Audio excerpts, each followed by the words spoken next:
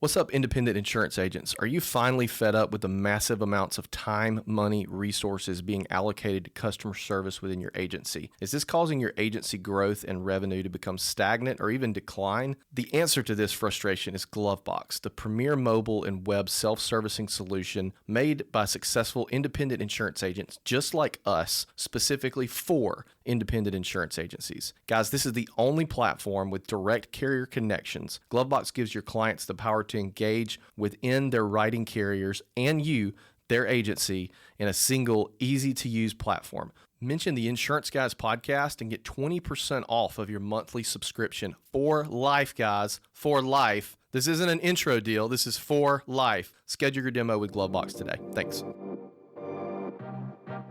Insurance agents from around the world, welcome to the Insurance Guys podcast. My name is Scott Howell, your fearless host and leader, insurance agency owner and insurance evangelist for I Protect Insurance and Financial Services, based out of Huntsville, Alabama. And before we get started on today's episode, please help me welcome. He is a 6'3" sophomore from Saraland, Alabama, parade first team All-American, Rivals 5-star recruit. He is a fantastic insurance agent and a great American.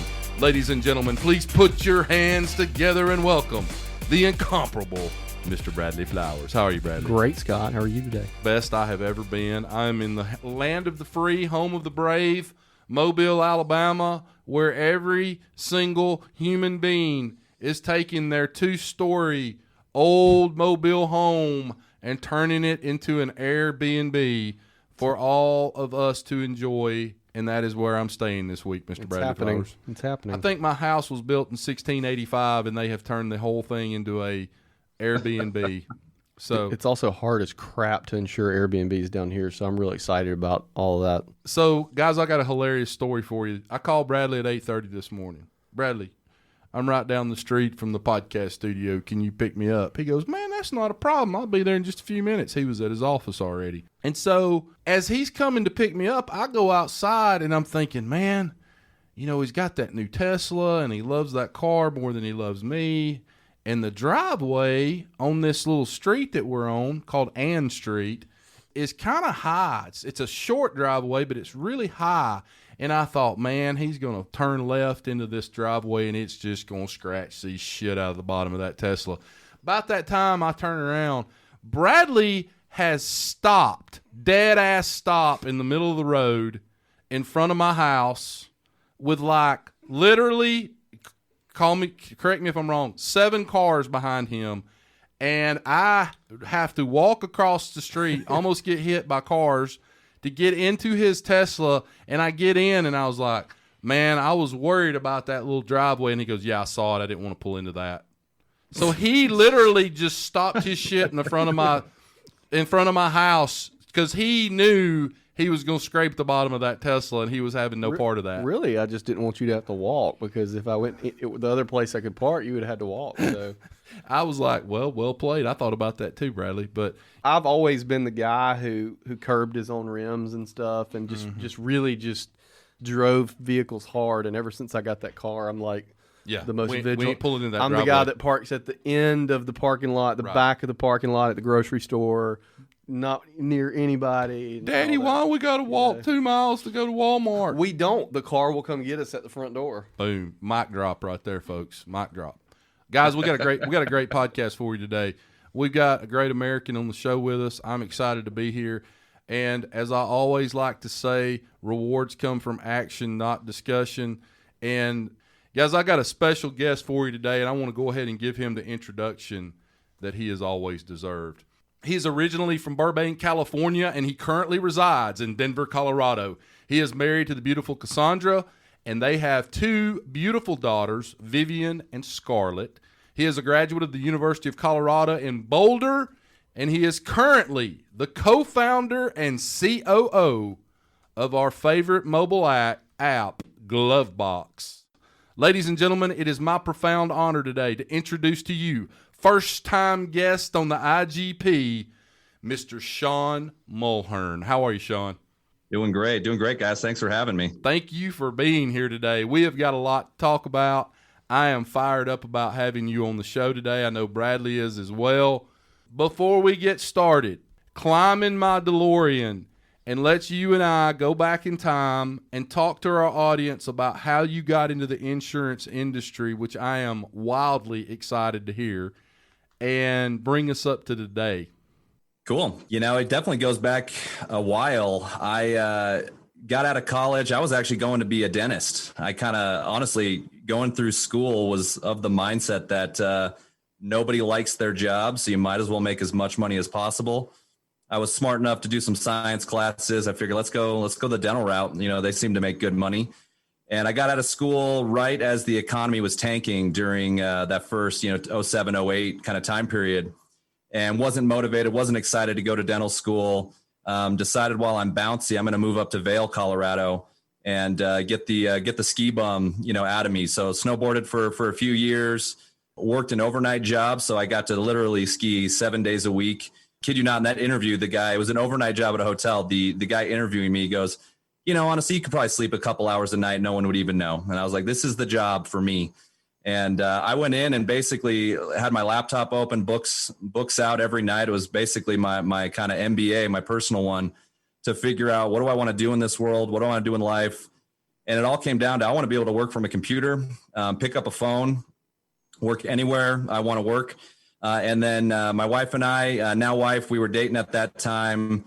We're making our way back down the mountain to Denver. And it was, kind of that time period to go, okay, what are we going to do now? Let's grow up a little.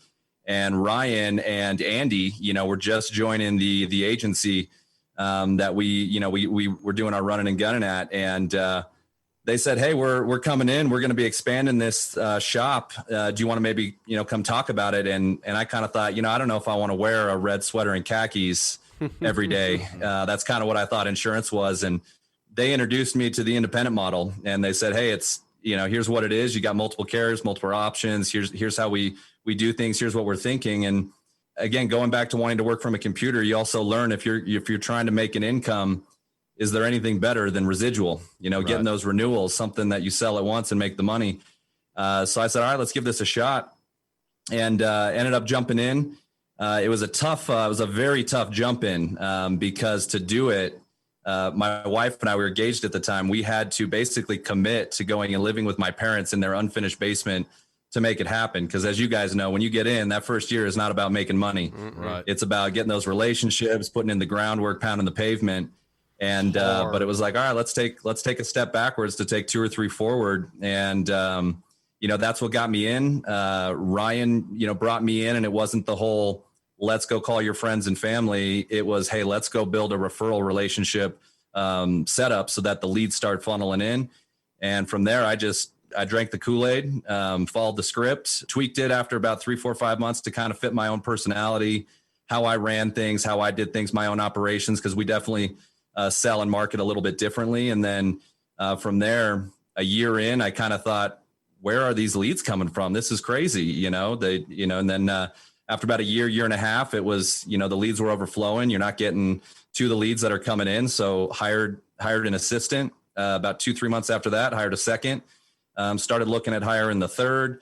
And that was actually about the time that Ryan took over and started growing a commercial team. And I like having problems to solve. It's very easy to get bored.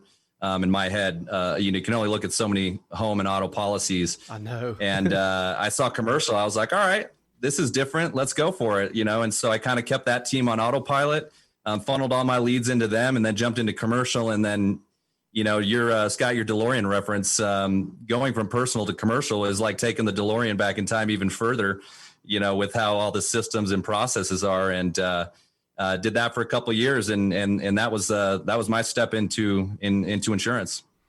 So, bottom line was you were a boy dog. You got in with those guys and proved your worth, and probably, if I had to guess, was doing well on the personal line side. And then let me take a wild guess, because I always tell people this: if you want to make some money in the insurance business, write home and auto insurance. If you want to make big money in the insurance business, go write, middle market commercial insurance. And if you want to make Oprah Winfrey money and have your own helicopter and G5, go create programs in the insurance business.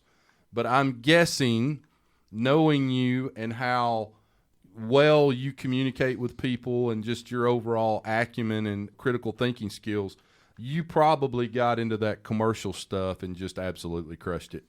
Yeah, it didn't feel like it the first 3 or 4 months. But once you get past that nervousness of, I'm talking to a business owner, they know more than me, right? And realizing they're just a person, and insurance is hard. And commercial, there's so much there that I know more than you, and I know it. And once that confidence came, that posture came, it was eye-opening. That first big deal you get in commercial when you're like, whoa, I just did 3 months worth of personal lines business with this plumber. Correct. It was a game changer. But on the flip side, your wins are big, your losses are, gut punches. We'll like spin our wheels sometimes on, say, a $50,000 commercial policy that we don't get, but we could have written 100 home policies with the same with less effort than we put on that. There's kind of both sides to it, Yeah, absolutely.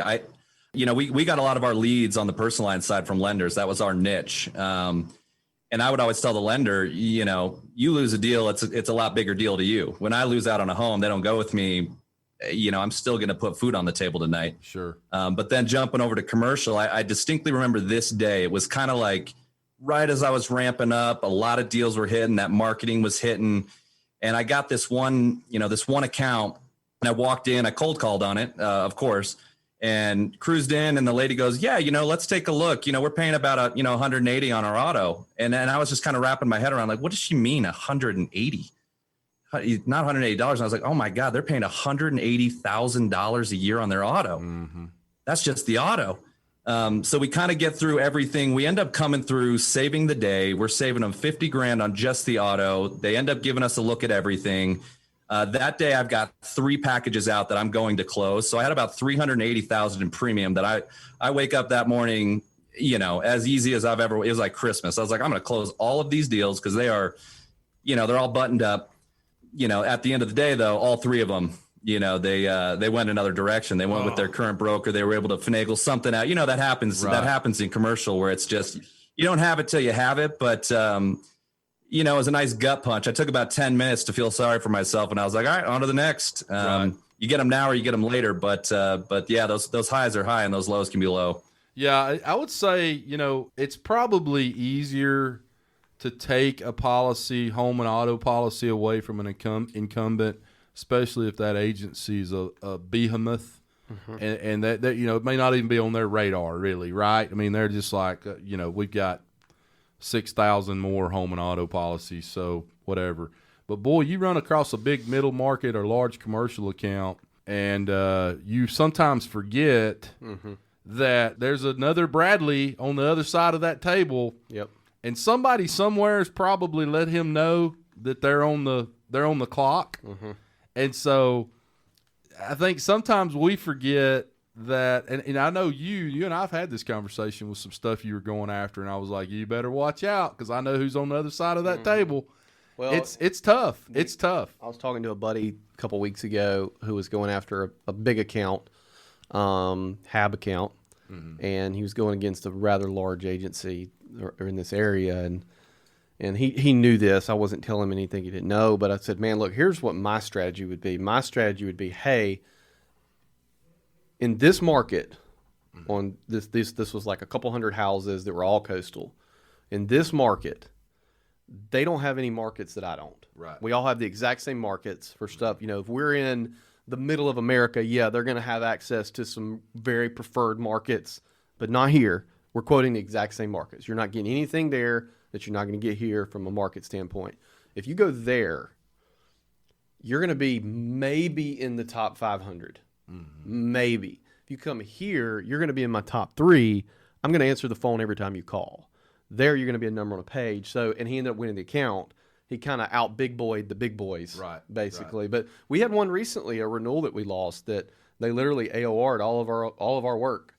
And we got big boyed. It was like, hey, we've been here forever, and it happens. Yeah, it's sometimes you forget there's a fox in that hunt. And I'll tell you something else too that people forget is sometimes on those large accounts, you don't know who's got what relationship from the other agency and the company you're dealing with. And then after the fact, you find out that somebody's damn cousin that's on the board of directors is an insurance agent somewhere, and you're like, son of a bitch. We've all had those kinds of things happen before. I try not to ever forget that there's somebody else in this game, and it's a person that I can't see. He's on the other side of that table somewhere, and he's in this deal. And like Bradley said, you're trying to play chess, not checkers, right? Mm-hmm.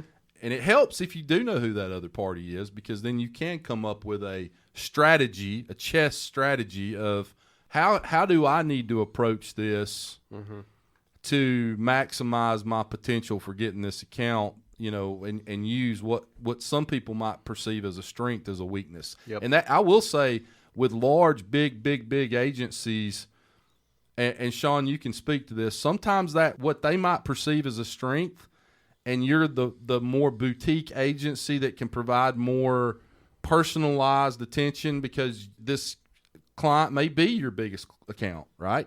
That could potentially be a strength for you rather than for them. Mm-hmm. What are your 100%. We talked about it a lot, actually, on our sales team. It was, don't be afraid to go after these big accounts because it's got a big agency attached to it. And this isn't, putting any big agency down, but a lot of times if you're a smaller shop, you have to be super creative with how you package it. And if you can bring a unique, creative idea to the table, as opposed to, hey, this is how we handle our contractors. We always these are the packages we use. The client a lot of times is like, oh, to Bradley's point, you're one of my top 5 or my top 10. I'm looking at this a little bit more. I'm not just getting the deal done. I'm looking for a creative strategy to see how I can package this in a unique way that maximizes the benefit for you. And I think a lot of clients resonate with that because it's insurance. They don't know what they don't know. They want to trust someone. And when you're going to bat and trying to put this puzzle together in a unique way, they're at least going to trust you. And then, I've actually heard you say this, Scott, a lot of times. You're not always trying to win the business right now. Yeah, right. You're just letting people know what you do. That's right. And you're already in the quoting process. If they know what you do and how you handle it, and even if you can't get it done, you have your head high and you talk nice about it, they're going to come back later. Well, and we had one recently that we David Carruthers them, and that's a great line. we just coined a new phrase. We David Carruthers them. Well, we were able to use some. I like that. So we were able to use some technology that predicted what their mod was going to be next year. Right. And they had an open claim, and their agent was doing absolutely nothing to get that claim closed. And we had a conversation with him, and he went from, well, I'm going to stick with these guys because they're my buddy, to I basically the punchline of the whole thing was, if you stick with them, your mod is definitely going to be a 1.3 next year. Mm-hmm. I don't remember what it exactly was. It was high. Right now he's like 0.85. Right. If you come here, there is a chance it's going to be lower than 1.3. Mm-hmm. Mm-hmm. So you can either definitely get 1.3 or you can come over to us. We can try to finagle some stuff around. We did find a little bit of a loophole because Alabama's got a bunch of funds and we can kind of go that route. And he ended the conversation. He went from, well, they're my friends, I'm sticking with them, to kind of sounds like I have no choice. Mm-hmm. I was like, that's exactly right. Mm-hmm. Mm-hmm. There you go. Carruthersdom. Hey, Sean, let's help move this rowboat towards the lighthouse today. A couple things we want to talk about. Number one, we wanted to talk today about who owns the damn business, who owns the client. Is it the agency? Is it the carrier? Let's talk about that. I mean, we know for our captive friends out there that are listening, most of the time your contractual agreement is that you service the client. But at the end of the day, let's say you eat a bad piece of pizza and you want to leave, more than likely your contract is going to say that the carrier, Allstate, Farmers, State Farm, Farm Bureau, whoever, they actually own the client, okay? On the independent side, though, talk to us a little bit about that. Who owns that client? It's a killer question. And honestly, for the last couple of years, especially with GloveBox, what we've been really talking about and preaching is it's the independent agency that owns the client because they own the relationship. Correct. You know, the relationship being the important word there is that I can move you from this carrier to that carrier. But there was a caveat. I had a guy I was actually running a demo for in the last few weeks, and he had just a slightly different perspective that got me thinking. And he goes, I see what you're saying because we own the relationship, but if we don't, who's servicing it? He's like, if we don't have a mobile presence and the clients are not coming to us to service, we don't own the client. And so he kind of put it in a different way. He's like, if you don't have a mobile app, you don't own the client. Because if they're off to the carrier site, the carrier, you're relying on the carrier to handle everything. And at the end of the day, in that situation, they kind of own it. So it's kind of a quasi, it's a fluid question, but is it the relationship that owns it or where the service relationship is living? Yeah, I would say personally, I think relationship trumps. Now that assumes that you've got a personal relationship with every client in your book, which you don't. I don't think there's any agency in America, besides the guy that's only been, or girl that's only been an independent agent for a year and maybe has a couple $100,000, $500,000 on the books. Now they probably do have a personal relationship. But when you get up into the 5, 10, 20, 30, 40, $50 million in premium, $100 million in premium, there's no way. My agency's up to about $7.5 million in premium, and every week somebody calls me and I'm thinking to myself, hell, I don't know who this son of a bitch is. It's just hard. It's hard to have that personal relationship. Now you hope that each one of your agents that is selling your products, or carriers that we represent, you hope that each one of them has a personal relationship. But I have always said one of the kiss of death for independent agents is letting these clients, these good clients, jump on a carrier mobile app where now they've got all their stuff. And what happens when later on when they, are still going after that particular client after they leave XYZ carrier? Well, and I've always said that I don't want, like, we get these leads from like Progressive where they go to the Progressive site and then Progressive sends it to us because they said they want an agent. And that's fine. Like, we'll talk to those people, but I'm not ever like uber excited when that happens because, like, I don't want someone doing business with me because of Progressive or because of Cincinnati or because of whoever, because it's like live by price, die by price, live by the sword, die by the sword. If they're only coming to you for Progressive, what happens when Progressive says, oh, we don't do this thing anymore, or they take a weird stance politically or whatever? Right. All of a sudden it's like, oh, we're not doing business with Portal, we're doing business with Progressive, we're going somewhere else. Right. And so we try to really, like, we don't sell the carrier too hard to our customers. Like, we try to put them with the product that best fits them, and we sell us. And that's what I think, like, having your own mobile app allows you to do, regardless of who you use. Hopefully it's GloveBox, but absolutely. Hey, Sean, going back, somewhere in the middle there is really the answer. The agency wants to think they own them, the carrier wants to think they own them. But it's a weird relationship. So it's really kind of a moving answer. The target's moving all the time. And here's the thing too. All right. If we stood out on the top of a building looking down at every insurance agent in the United States of America and said, do you want to own the business? Every single person is going to say yes. Okay? Everybody agree? Okay. Agree. So a risk comes in and you want to write it, and the only market available is one of these weird kind of wholesalers that is kind of, your name's not on the deck page and you don't own the renewal rights. What are you doing? Are you turning them away or are you writing them? You're writing them. Right. So we're kind of moving in the direction almost away from the agent owning the account. And I'm not saying that's a good thing. But at the end of the day, when it comes down to, it's kind of like the whole argument of, I hate direct-to-consumer carriers. Carriers that go direct-to-consumer are awful. Oh, by the way, here's our Progressive contract. If you're going to take a hard stance, don't do that. What do you think? Yeah, I think you nailed it. At the end of the day, the agent's going to write the business because they want the commission. Yeah, You know, they want absolutely. the client, they want the opportunity. So I'm not saying they're going to like it, but Hey, Sean, I got another question for you. You were snowboarding out in Colorado, met your beautiful wife. Y'all are having a bunch of fun. You decide to go get a big boy job. Ryan and Andy talk you into coming on board. You don't know shit from shampoo about insurance.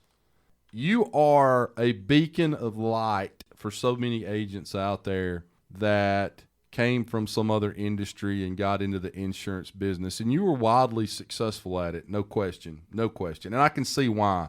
You're high energy, you speak well, you're confident.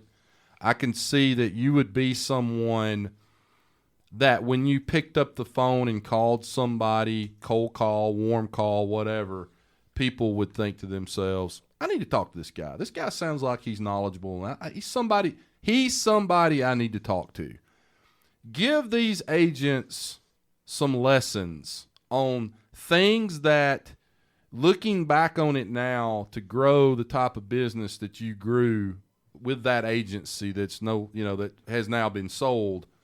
Give them some lessons that you learned the first 2 or 3 years from marketing, getting up and running, things you learned that maybe you can shorten their time frame of being successful in the insurance business. yeah, for sure. I appreciate the compliment, Scott. But yeah, when I started, I was trembling to pick up the phone. I bet. First thing though, I mean, if you're afraid to pick up the phone, get over it. Is really kind of just get over it. That fear has to be overcome because competence equals confidence. And when you get into the industry your first 2 years, you really don't know shit about what you're doing. So you kind of have to kind of fake it till you make it from a certain perspective. And then once you get that competence built, you've learned what you've learned, you know your stuff. It's like riding a bicycle after that. But yeah, a couple of things. I want to hear a couple of things that you had going. Yeah. I mean, honestly, even 4 years into personal lines, 2 years onto commercial, my schedule stayed pretty much the exact same. I obviously shifted who I'm reaching out to, but to just talk about those phone calls, the very first phone call of every single day, I had a few more butterflies. It's game time. It's just like just before tip off, you get the first one out of the way and then you're in the groove, and they get exciting. You get some of those wins. So, for anyone that might be a little bit nervous about picking up the phone, a very simple way to get the ball rolling, call a current client or call a referral partner that you already have a relationship with, somebody that's not going to be an issue to talk to, just to get the juices flowing, the talking happening, and just something so that you feel good again and go, okay, cool, I can do this. And then you start making the calls. But the most important thing is consistency. yeah. Absolutely consistency. We trained people on a very, very simple process. And I can't tell you how many people saw it and then would start doing it. They would get through the first week, check all the boxes. The second week, they do it 3 out of 5 days. The third week, they're going, hey, I'm tweaking my Excel spreadsheet now. And I think I'm going to jump on this website. And what do you think about this email content I'm writing? And I didn't care. I was like, did you do this and this and this? Well, then what are you doing? It's very simple. If you're trying to get leads in the door, you need to call the people that are going to send you those leads. Pick your niche. Doesn't matter. Again, we went after mortgage brokers. People even try to branch out and go over to realtors. Fine, go to realtors. I think mortgage brokers are better, but go for CPAs, go for financial planners, go to whoever you want. And what's an easy way to do that? You can hop on LinkedIn. You can connect with those people. Set a number for every day of this many people you're going to connect with. Go connect with that many people. Day 2, you go follow up. Who connected? And really simple, what I trained people on is as soon as you make that connection and you see it pop in, there is an exact order in which you follow up with these people. It is phone call, then email, then LinkedIn message. And I mean that in the sense of when you connect, as you guys know, you get to see the contact info. If a phone number is there, pick up the phone, call the person. Just connected John on LinkedIn. I like following up my connections with something a little bit more personal so that it goes nowhere. Here's what I do. I'm not sure if right now is the right time to talk, but I'd love to connect. If the phone number's not there, email. Hey, John, we just connected on LinkedIn. It's the same thing, but it's through email. You can even have a scripted template, copy and paste it. If those things aren't there, then you go for the LinkedIn message because that's all you've got. If you're doing that consistently, what you're showing people when you pick up that phone is, oh, they're not afraid to pick up the phone. I can't tell you how many times I'd get somebody on the phone and they would be like, you know what? I need to start doing that again. That's how I built my business. And I stopped doing it years ago. Let's go meet for coffee. Absolutely. Just because you called. And I'm actually like that too, because I get hit up all the time for things. If someone picks up the phone and calls me, I am very likely to at least chat with them for a little bit because they picked it up. The level of effort. So that's a big one. So consistency in your process and sticking to it. It doesn't have to be hard. Reach out to a specific number of people each day and follow up on those connections. The second one is to set a reminder to continue to follow up with them, because obviously almost nothing happens from the first phone call or the first email or the first LinkedIn message. There's any number of stats that are out there on how much follow-up everything takes. For me, I gave it 3 or 4 follow-ups, depending on, kind of the caliber of person I might be reaching out to. What did their LinkedIn profile look like? What's their web presence look like? If it was the commercial side of business, what's their business look like? If they look like a really good contact, I'm going to be following up until they tell me to pound sand, because they haven't met me yet. You can say no after you meet me, after we get that coffee and you realize who I am and what I do. 2, don't be attached to any of the outcomes of the phone call, for the prospecting, for the marketing, trying to get these referral, people. Who cares? Nobody is that good on the phone that they're going to close everything. Either the person you called is open or they are not. If I called them and they're not open, it doesn't matter if the guy that started yesterday in insurance called them. That guy was not open to dealing with anything. That's the point I was trying to make on the episode with, I don't even remember who it was, where we talked about your carrier appointment deal with Cy Young. And you were not attached to the outcome. Oh, yeah. You didn't give a crap what happened. No. And that's what made it work. Well, I'm not smart enough to think about that. That's what made it work. That's why it was so good, is because it's like, hey, we go into this with 100% effort of we don't give a crap what happens, and that comes through, Yeah, I'm afraid about half the time for me it's just a matter of not being smart enough to think about the outcome. I just do it and then see what happens. Which that's the thing you got to train people on. You're just, it's like so my brother played baseball. I played sports growing up, but we got different genes. He's 6'2", 220. I'm 5'9", 155. Actually, oddly enough, he played at the University of South Alabama. There you go. And I believe he still is the home run leader for the school. I haven't checked that in a while, but yeah, he's from your neck of the woods, at least for playing baseball. But I equated this a lot to people getting up and running in insurance, is that if you ever played sports and if you played baseball specifically and you're hitting off the tee, you're just getting reps. You're just swinging the bat. So when you're out there marketing to build your referral network, that's all you're doing. You're just picking up the phone and making the calls. Today I had no answers. No problem. I bet I get some tomorrow. You're going through those numbers. You're flipping those cards over to try to get those aces. It doesn't matter if you got all 4 on the first call. It's not likely, but you might get some 2s and 3s. You're just flipping them over, going through the consistency, because it's never going to be one phone call that makes you good. All of a sudden 2 years go by, or a year. Honestly, if you do it right and you hammer it for 6 months, you're going to be overwhelmed with leads. It's just the consistency and the repetition getting top of mind, and something that's slightly, in the same vein of it is you're reaching out, you're following up, you get the person on the phone, you don't. It goes 3 or 4 follow-ups. So, you maybe followed up over the course of a month. You never got the guy on the phone. They go on your email list. And then same thing, stop worrying about what email you're sending, just send something. And I would run experiments like this all the time, partly because I thought this was funny. But any new agent, the first question they ask is, what do I send in this newsletter, this weekly email? What am I sending? And it's just like, send anything. Doesn't matter. Send the random holiday of today. Send something about insurance news. Send something about your family, the weather, the sports team. Doesn't matter. And what I would do sometimes is I just put some subject line in and leave the email intentionally blank. And I would send it to every single referral partner I had, just to highlight to them that obviously content is important. And I'm not saying content is not important, but what I am saying is that we are in insurance. People don't really care about insurance that much. All we're really trying to accomplish is to put your face and your name in front of them, because most people are not going to read the email anyway. In all honesty, if you have 500 people on your referral market list, how many are going to actually open that email and read it, as opposed to just deleting it right away? Most people are going to delete it, and that happens. But what was funny about that test is the emails I would get the most responses to were those blank emails.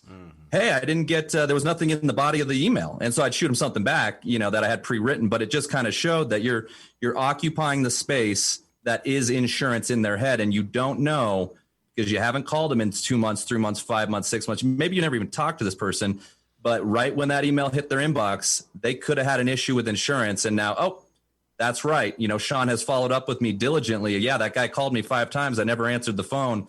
And then he sent me a weekly email for the last 6 months. Let's give this guy a shot. He looks like he shows up. They don't know anything about my insurance ability, how I act, how I operate.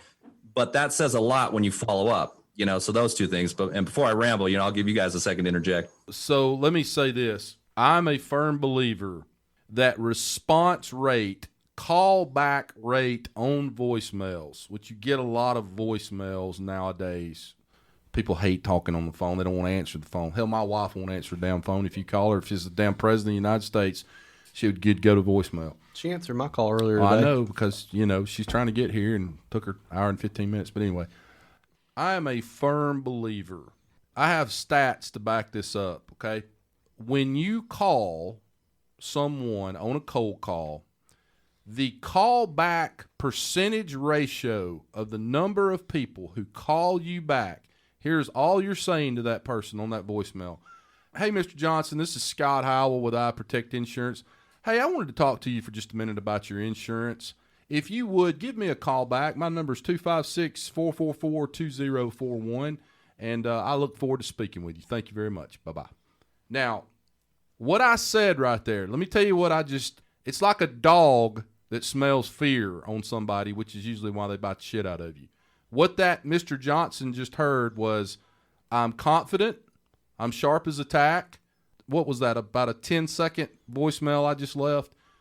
I'm confident, I'm sharp as a tack, I know what I'm doing. This is a guy that I need to call back. Now, You're a poet, didn't even know it. I call 100 of those, I'm getting a 30% callback rate. Now, let me make that same phone call again. Hey, Mr. Johnson, this is Leslie at Sanderson Insurance Center. Yeah, I was calling to see if we could maybe quote your insurance. If you would call me back, and I would love the opportunity to quote your business. Now, folks, let me tell you what her damn callback percentage is going to be. It's going to be freaking 0.0. My point in saying this is, if you're going to make 35 calls a day, that's what you've got to do, and you're not going to see results that week. You're going to see results from that 2 to 3 months later. If you're confident, if you're excited, if you're sharp as a tack, or you sound like you're sharp as a tack, that person that gets that voicemail in their mind is going to say, that's a son of a bitch I need to call back right there. Mm-hmm. If you're whatever I called that person's name, Leslie or whatever her name was, nobody's calling them back. Quit your job, Leslie. Nobody's calling them back. Yeah. And I think a lot of people don't realize that. They don't have the self-awareness to know, and they're not getting these callbacks, and then they're thinking, well, shit, nobody calls me back. I leave voicemails. Nobody calls me back, so I just don't need to do that anymore. I've got a girl in my office has a 30% callback ratio on Colex dates. 30%. Everybody she calls, she gets a voicemail. 30% of those people call her back. She probably gets, I don't know, she writes about $60,000, $70,000, $80,000 a month in personal lines.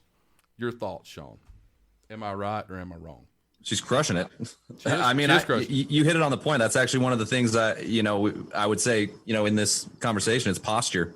Yeah. Exactly. The way that you sound, you can be nervous, but you don't have to sound nervous. You can hear a smile. And the posture, the posture even translates from trying to find that referral network to the client. When you're actually, you get a lead in, you're postured with the client. You have to match, you got to mirror what they're doing. If they're kind of pushing you off and don't want to do this, that, or the other, you've got to be postured enough to say, you got referred to me. You don't necessarily say this, but when I train people, it's, hey, before you pick up the phone, whether it's to a client or a referral partner, you need to pretend like you are making $500,000 a year and you're getting 100 leads a month. Because if you were, it would not matter what that person said. I don't care who it was, what they're doing, you wouldn't care. you'd be like, all right, man, I got 10 more just like you, Colin. Sure. Right. Some will, some won't. God Yeah. bless. Who's next? Now you got me on my damn soapbox. Second thing you can't do is, and I see so many insurance agents make this damn mistake. Folks, I am sorry that it has to be this way, but I see so many agents that call people to quote their insurance business, and they have what I call the servant mentality, okay? I'm here to serve you. Well, you get into these big mid-market accounts or, commercial accounts, and you're talking to business owners especially, and even personal lines clients. You have to have that confidence, just what you just talked about. I got 10 more behind you. Some will, some won't. God bless. Who's next? You want me to write your damn insurance business or not? But I listen to insurance agents call every single day, and they have this, oh, let me help you, and I want to help you, and this is more that servant helping, and it owns me because people are like, for some reason, that person that has more of that confident, I got 10 more behind you, you can either let me quote it or not. How do I say this? Sean, help me out here. It's more, and maybe it's just like you said, posture. It's that posture. You can't have that servant, yeah, yes, sir, whatever you need, sir. You're doing the client and yourself a disservice in doing that, because switch insurance to doctor. Yeah. If I go to my doctor, I don't want to tell the doctor what to do. Right. I want the doctor to tell me what to do because they're smarter than me. Right. When someone's coming to me for insurance, you don't know anything about insurance, and I'm not here. I'll hear you out. I'm here to help you. I'm here to have that servant mentality, sure.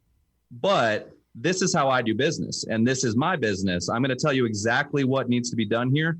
If this doesn't fit, we might not have a fit. Correct. And so really a simple quote on that is disqualifying business is just as good as qualifying your business, because the sooner you walk away from the account that's making you feel like a servant and telling you to do this, do that, do the other, odds are that person's going to be tough to deal with. Sure. To even get the sale done. They're going to be tough to service. And the faster you move on from that person, the faster you get back to cold calling and getting that referral network set up, instead of just, I'm selling out of pocket. I need to put food on the table. I need to get this deal done. And then you spend 30, 40, 50 minutes, an hour, 2 hours tweaking deductibles, quoting another carrier.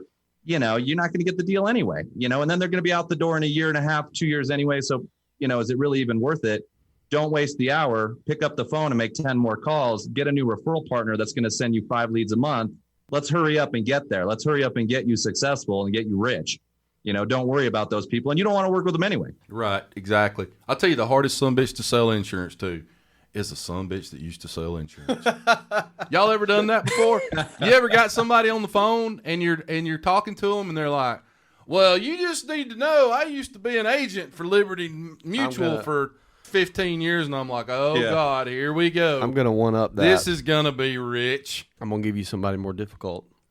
Okay. An adjuster.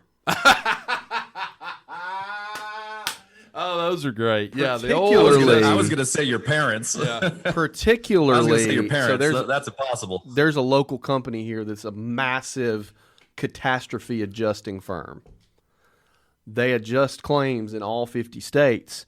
There are some states, I'm going to one up myself. There are some states that you don't have to have an adjuster's license to adjust catastrophe claims. Right.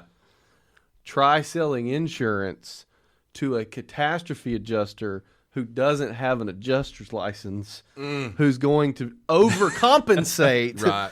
to show you how much they know for not having an adjuster's license. Right. And on top of that, they're making like $30,000 a month. Well, and Bradley brings up a good point, Sean. Let's talk about this for a minute. So there's 4 types of, there's 28 personality types out there, but there's 4 personality types. Right? You ever tried to sell insurance to a damn engineer if you don't have an engineer's personality? Because they're going to ask 718 questions, and they have this monotone accounting, engineering personality. And if you put them with the wrong agent, it's just going to be fucking awful. Just like this adjuster story that Bradley just told, certain personalities types just do not. And Sean, you kind of have to if you can understand those 4 personality types, one's the adjuster, engineer personality that you have to slow down, be prepared to answer 715 questions, let them take their time in making a decision because they're going to look at 14 different options. You've got the personality type that is just like our personality type, which is the sales guy personality, outgoing, fun to talk to. It's your personality type. He kind of mimics you. You know, you always enjoy talking to him when you get on the phone with him. That's the second one.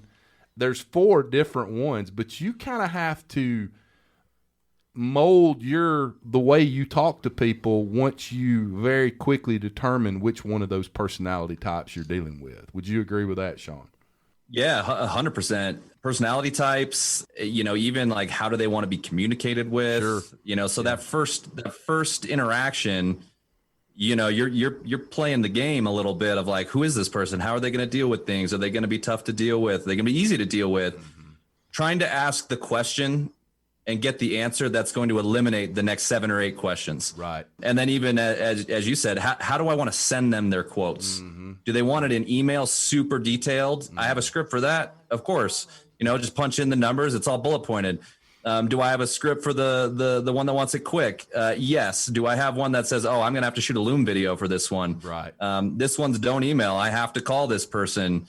Yeah, absolutely. I mean, that's funny you say engineers because that is they go line by line, don't they? The third one is the alpha male that's like doesn't have time to talk to you. Yeah, just send me something.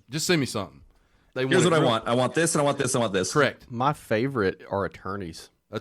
I like attorneys because they have all their crap together, and I can say, send me your stuff, and they'll send me every iteration of every policy they've ever owned with spreadsheets and all that. And a lot of times they'll be like, okay, what carrier do you want me to put you with? Because I know they know the carriers just as good as I do. I want to be with this. Okay, good. All right, cool. Right. Awesome. I had an attorney one time that was a badass, I will sue the pants off of you attorney who was a single mom to a special needs son.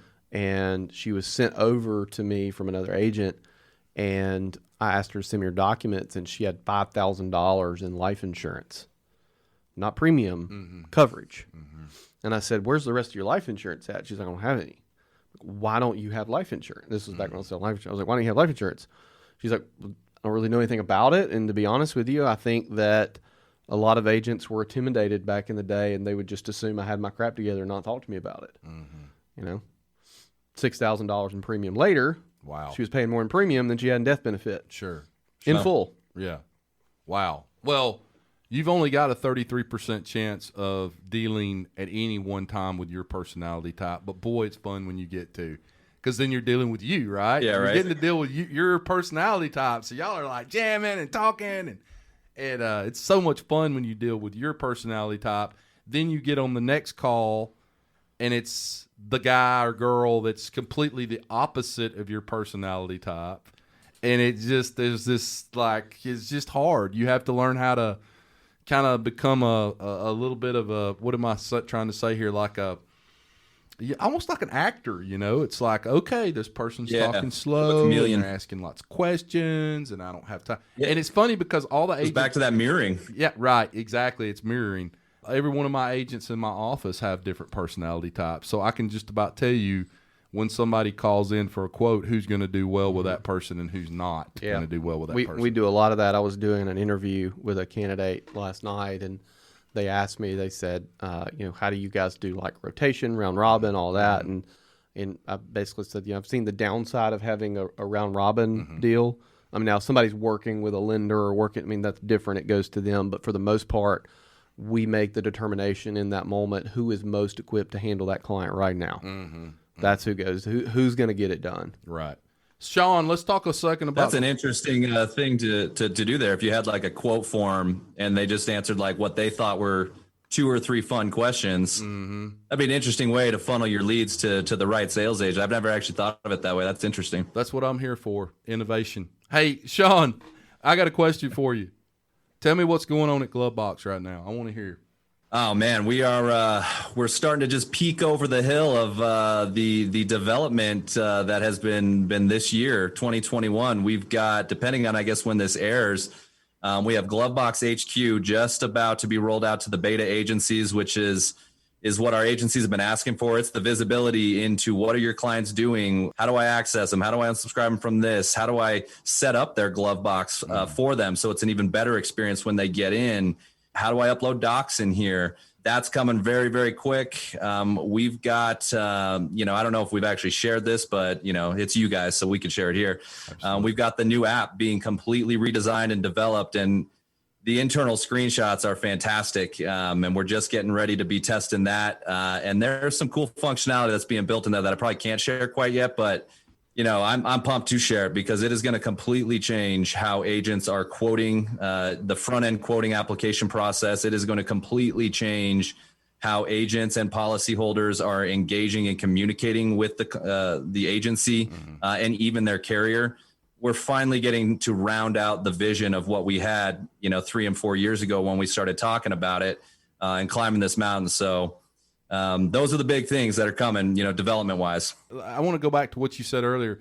Are you saying that at some point in the not too distant future, my agents will be able to, once they sell a policy, go ahead after the sale, post sale, and go ahead and sign up that client for GloveBox so that our ratio percentage of clients that actually have GloveBox will increase at that point, right?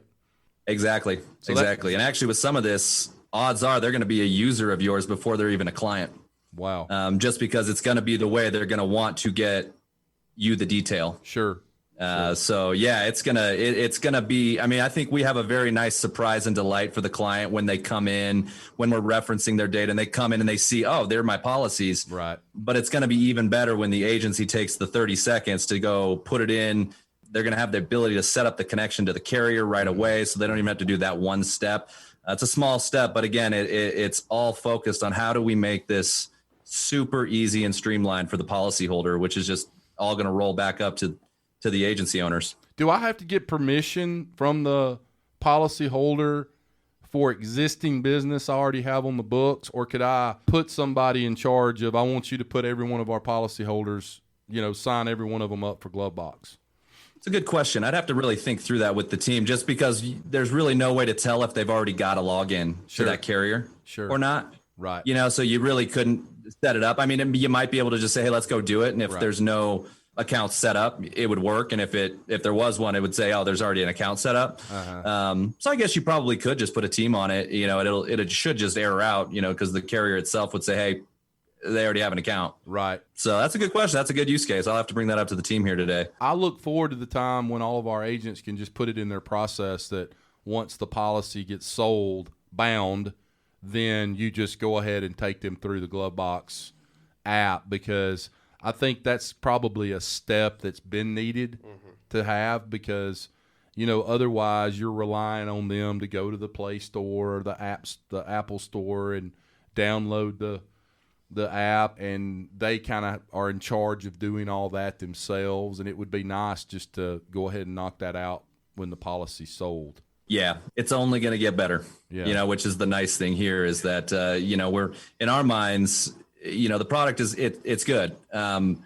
It's not where we want it because we know what we want. We've got it in our head. We've got the roadmap on one end. It's hard to live one step in the future while you're developing, while sitting there. It's like building a house. You're looking at the frame and you're like, yeah, all right, cool. The couch is going to go there. We're going to do this right here. The pool's going to go there. But it's still, it's still the framing, and these last couple things are really rounding out the entire foundation. And that foundation is what's going to allow us to really plug into other insurtechs, be able to push the data where you guys want it as agents, right? To integrate some of these other cool technologies that are out there. It's about to be a rocket ship, which we all love. We love space. I don't know if you can tell it's on one of these backdrops, but hey, Sean, question. If these agents wanted to research and look into GloveBox, how would they need to go about going to? Go to GloveBoxApp.com, GloveBoxApp.com. Website actually was just redesigned a couple of days ago by our friend Andy Matheson here. Boom. And definitely takes more of an overview. That's going to actually start getting revamped again here pretty soon. But right from there, you can book a demo. Comes right into us. There's an email at the bottom as well. Feel free to email us. And hop on Instagram, Twitter, find GloveBox app. We definitely post a lot of content and have some fun, and then connect with us on LinkedIn. GloveBoxApp.com/makeover giveaway. Makeover giveaway. For the $100 there million we go. makeover. There we go. That's the one. See, That's the There one. we go. Even if just sign the up. one. Just sign up, do a demo. We would appreciate it. that's all we're asking We don't for. charge. I'm excited for the podcast. makeover giveaway. I know, I am too. I hope Did I you guys win. by chance see the video we shot this week for it? I haven't. Yeah. I haven't Not, seen it. no. No, I haven't seen Not it. yet. I think it's probably getting edited right now. I think you guys are gonna like it. But I'll tell you what, I'm pumped for the agency that wins that. That's gonna be interesting to follow. I hope it's As me. they grow. That's gonna be cool. Did you register for it? Hell yeah, I registered for Oh it. my gosh. Oh my god. Hey, last question, and I'll let you go. I come out to Colorado. Are you going to show me? Should I learn how to ski or snowboard? Which one should I learn how to do? Smoke Ski weed or and then we snowboard? go up on the mountain, of course. If you've have you done either of them? I have skied. Never yes. done either? No, I've skied. I've skied. I'd ski. I would ski. I would just ski. Skiing's easier to just get up and running, have a good day. Unless you're going to live out here for, a couple weeks out of the year, skiing. It's just a little easier. My son goes out and snowboards every year, and he's like a level something snowboarder, which is amazing to me because he lives in freaking Alabama. But he is a pretty good, decent little snowboarder. I wouldn't even know give how him, to put a snowboard on my feet or skis. Dude, Sean, back me up on this. Sean, back me up on this. You go up on the mountain and you'll see these damn kids they're like 6 years old, maybe 7, 6, 7. Oh, yeah. And they are like all They're ripping. over the place on these snowboards. I mean, they'll just do circles around you on snowboard. It's amazing. Yeah. Have your son hit me up when he's coming out this winter. I'll take him to Vail. I'll show him the spots no one knows about. I would love that so much. Hey, man, I appreciate you being on the show today. I really do. I had a great time talking to you for a little while. I know Bradley did as well. Absolutely. Yeah, this was fun, guys. I really appreciate it as well. This is fun. Hey, tell Andy and Ryan we'll be in touch, and thank you for all they do for us. We really do appreciate it. And as I close every show, rewards come from action, not discussion. Get your ass out from behind that desk today and go out into the big bad world. Build relationships. Stop shuffling down paperwork around on your desk. I know that's what you're about to go do. Stop looking at TPS reports and scorecard bonuses and figuring out all that crap. Go build relationships and sell insurance. Make money for your family, for your wife, for your husband, for your kids' college fund, for your family and your parents that are struggling out there. Write good business for the agencies that you represent, and write good business for the companies that you represent. Bradley Flowers, I love you. Thanks, man. Thanks, Sean. Sean, we love you too, brother. Yeah, thanks, guys. You are listening to the Insurance Guys podcast. We love each and every one of you. Thank you for being a part of our family, and we look forward to seeing you again real soon. Take care. Thanks for listening to the Insurance Guys podcast. If you need to know more about me or you need to get in touch with Scott, you can always reach me at theinsuranceguyonline.com or email me at iprotectins@gmail.com. And if you need to get in touch with Mr. Bradley Flowers, go to bradleyflowersinsurance.com or email him at bradley@saralandinsurance.com. Guys, we love you. Thank you so much for listening. We look forward to being with you again real soon on the next episode of The Insurance Guys. Take care.